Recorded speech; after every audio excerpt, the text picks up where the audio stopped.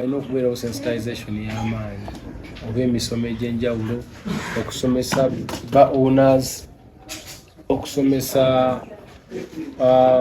even listeners, radio owners, all music stakeholders enjawulo sina bayimbi bokka balina okubeerawo sensitization okusomesa abantu ekintu kino tusobole okuba nga ffenna tukolera wamu okubanga tanyigiriza munne.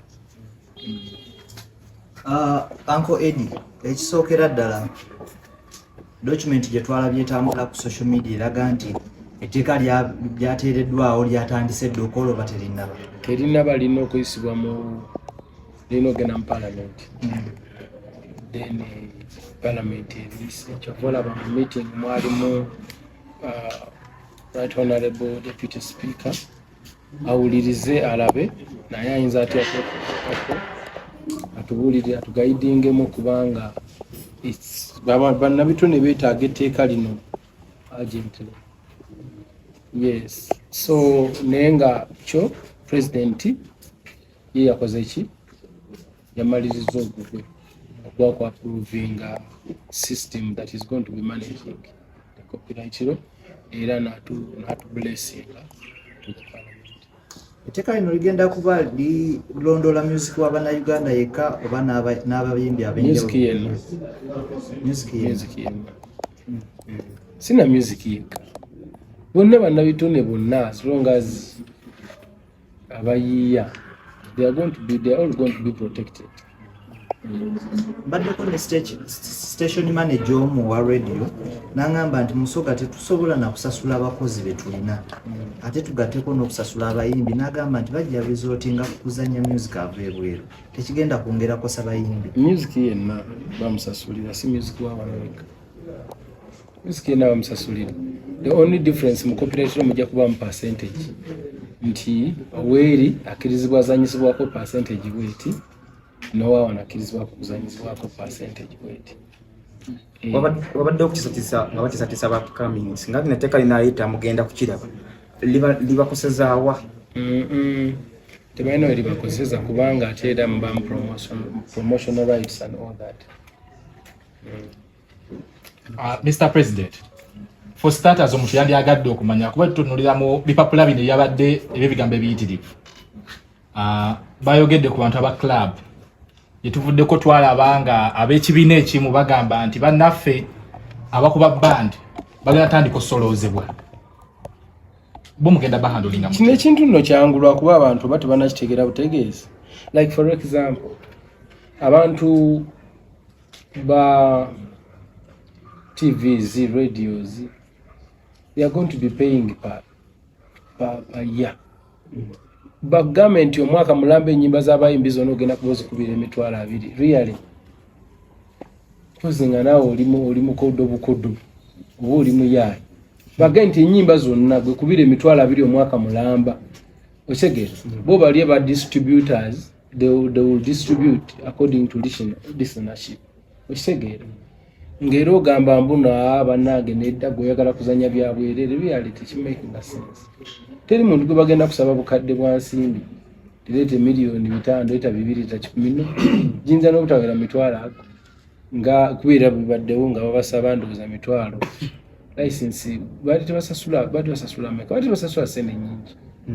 I will find out ne abantu just ekintu kyonna ekikwatagana n'okwewagira tebakyagala bwagazi naye nga temuliimu nnyo kintu kitiisa bantu ate omuntu gwe batagenda kusaba kati ennyimba basaba sente ne $1 tewera wokitege nendooza abantu tebalina kalicha yakwewagira but so many people are happy for us kubanga music ono si wabayimbi bokka music wabayimbi n'abamuwulira ne bakazini baabwe ne bakwano baabwe ne baba owners n'abakolamu waffenna si music si wa muyimbi yekka music wa buli muntu mwenna abakwatako ne bannamawulire buli omu.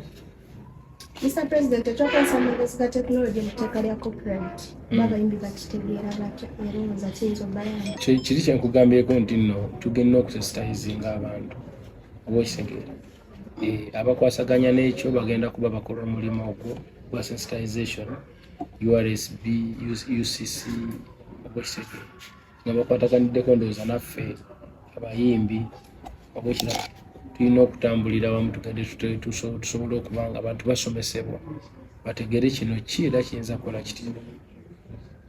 Mr. President, manya the devotion of BBS 35 bwe byali bigenda okuddawo ndabanga obuzibu bulinga bwemu bwolekedde mubadde mukyali ku buzibu bwa colatums kuva mu telecom companies ezimu nga mugamba nti bo bafuna kinene ate mwe abakolekinga content mufunako kitono.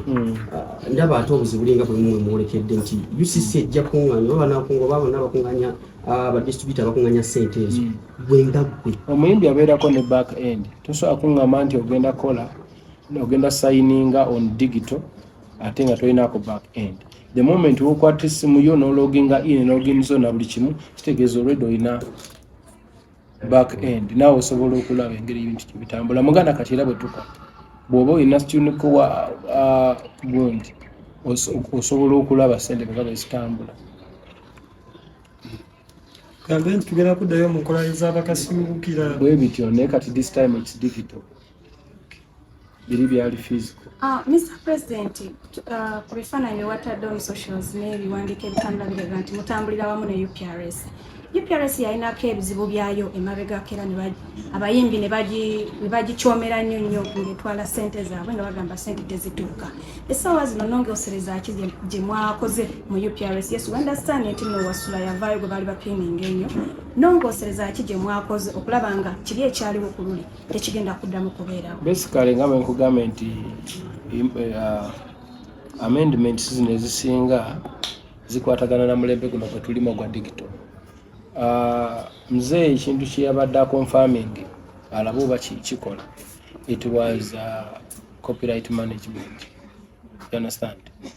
Kati eyo platform egenda okubanga managinga copyright digitally yagenda okusolvinga ebizibu ebyo byonna kubanga abantu bagenda kuregisteringa music waabwe from the start. Okola oluyimba lwo n'ogenda n'oluregisteringa omala oluregisteringa n'ofuna ownership.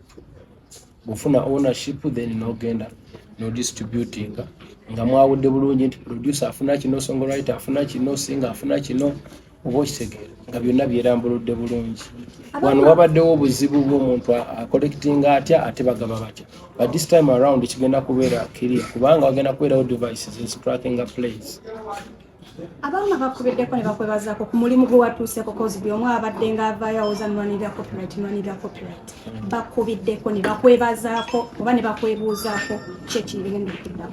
Bangi nnyo banneebazizaako naye nange mbeebaza kuba nabo babaddewo. Olugendo luno silutambudde bwomu, lutambudde n'abayimbi bangi abaasobola okukitegeererawo ate n'abatakitegeererawo si banene oba n'abatanakitegeera. Ebiseera ebisinga buli muntu alina engeri gya processingamu. With the time they will know what we have done. Tebayinza kitegeera kati abamu kujjako nga kisoose nkitandika okuzaala ki ebibala. Abalala bo bakitegeererawo era banneebazizzaga n'abatweetinze n'abakoze bu video mwabalabye naye abatanakitegeera it's fine bajja kitegeera kuba ebiseera ebisinga mwenna bali wano mwasomako waliwo omuntu ategeera mu kiraasi, waliwo omuntu ategeera nga amaze kubuuza mukwano gwe, waliwo omuntu ategeerera ewaka mu omwana, waliwo atategeera ddala. Mr. President.